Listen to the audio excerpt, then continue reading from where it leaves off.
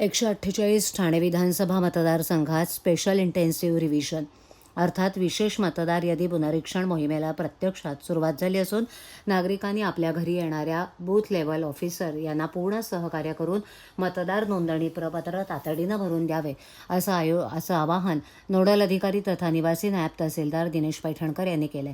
याबाबत त्यांनी नागरिकांना पाठवलेल्या संदेशात म्हटलंय की यापूर्वी या मोहिमेची माहिती देण्यात आली होती। आता BLO अधिकारी प्रत्येक मतदाराच्या घरी जाऊन मतदार प्रगणना फॉर्म देणार असून नागरिकांनी आवश्यक ती माहिती अचूक भरून ती वेळेत जमा करावी। तसंच प्रपत्र कसं भरायचं यासाठी मार्गदर्शक व्हिडिओ नागरिकांना पाठवण्यात येत असून तो काळजीपूर्वक पाहून त्यानुसार फॉर्म भरावेत असंही नमूद करण्यात आले। मतदार यादी अचूक आणि अद्ययावत ठेवण्यासाठी ही प्रक्रिया महत्त्वाची असल्यानं सर्व नागरिकांनी प्रशासनाला सहकार्य करण्याचं आवाहन केलं आहे। दुसरा नमुना जो आहे त्याच्यामध्ये ज्या व्यक्तीचं नाव 2002च्या यादीमध्ये नाही, त्याच्या नातेवाईकाचं पण नाही, म्हणजे आईचं पण नाही, वडिलांचं पण नाही, पत्नीचं पण नाही, अशा व्यक्तीने तो नमुना कसा भरावा हा प्रश्न आहे, बरोबर आहे।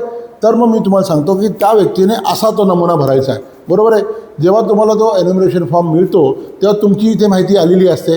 अशा व्यक्तीने काय करायचं, हे दोन्ही रकाने न भरता हा रकाना भरायचा आहे। ह्या रकान्यामध्ये काय येतं, तुमची जन्मतारीख येते, इथे तुमचा मोबाईल नंबर येतो, तुमचा आधार कार्डचा नंबर येतो, तुमच्या आईवडिलांचं नातं विचारलं जातं, म्हणजे तुम्ही इथे वडिलांचं नाव लिहा। वडिलांचं नाव लिहिल्यानंतर वडिलांचा नंबर जर माहिती नसेल, आधार कार्डचा नंबर, इलेक्शन कार्डचा, तर टाकायची गरज नाही, फक्त नाते लावावं की मुलगा आहे म्हणून, आणि ते खाली आईचं नाव टाकावं, तिचं पूर्ण नाव टाकावं, आणि हा फॉर्म केवढा हा रकाना भरावा। हा परत सांगतो, हा नमुना जो आहे, ज्या व्यक्तीचं 2002मध्ये यादीमध्ये नाव नाही, त्याच्या नातेवाईकांचं देखील नाव नाही, आईचं नाव नाही, वडिलांचं नाव नाही, पत्नीचं नाव नाही, अशा व्यक्तींनी हा नमुना अशा प्रकारे भरायचा आहे। लक्षात आलं आपल्याला? थँक्यू।